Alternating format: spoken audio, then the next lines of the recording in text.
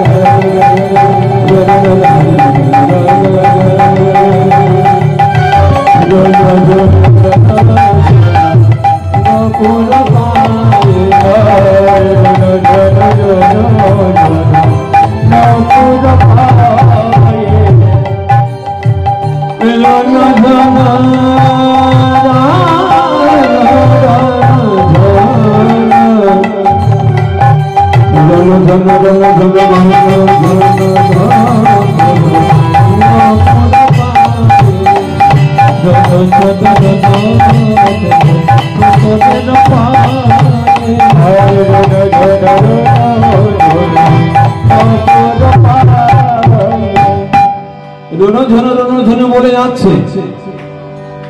এদিকে পদ্মা আর ভদ্দা ওই নপুরের ধ্বনি শুনতে পেয়ে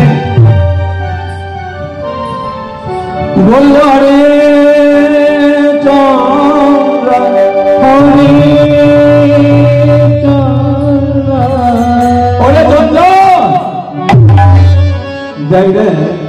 এই রাত্রিবেলা নপুরের ধ্বনি শুনতে পাওয়া যাচ্ছে। তা এত রাত্রে এটা গোবিন্দ ছাড়া আর কেউ হবে না। কিন্তু জানেন না, শ্রীমতী রাধারানীর কুঞ্জে যাওয়ার কথা এক লক্ষ্য করবে। গোবিন্দ রাধারানীকে কথা দিয়েছে, রাধারানী ধূপ দ্বীপ জ্বালিয়ে বসে আছে। আর এমনি ভাবে বসে নেই বাবা, অনেকক্ষণ হয়ে গেল গোবিন্দের আশা কত চেয়ে বসে আছে। যখন গোবিন্দ এলো না, তখন মনের মধ্যে রাগ হলো, যেটা আমরা বলি মা।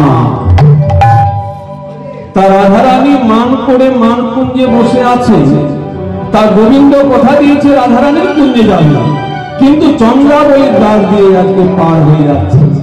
তাহলে চন্দ্রাবলী কেমন ভক্ত ছিল একটু মনে রাখবেন। চন্দ্রাবলী কি করেছিল না, একটা চন্দন পিড়ি নিয়েছে, আর ওই চন্দন পিড়ি নিয়ে গোবিন্দের কথা মনে মনে করছে, আর ওই চন্দনটা ঘষছে। ঘষতে ঘষতে মাগো চন্দন কাষ্ঠ কখন শেষ হয়ে গেছে, কিন্তু চন্দ্রাবলী জানে না, জানে না। আচ্ছা না, চন্দন কাষ্ঠ যদি শেষ হয়ে যায় তাহলে কি ঘষাবে? আঙুলটা ঘষছে, কিন্তু বুঝতে পারছে না মা। কেমন ভক্ত দেখো,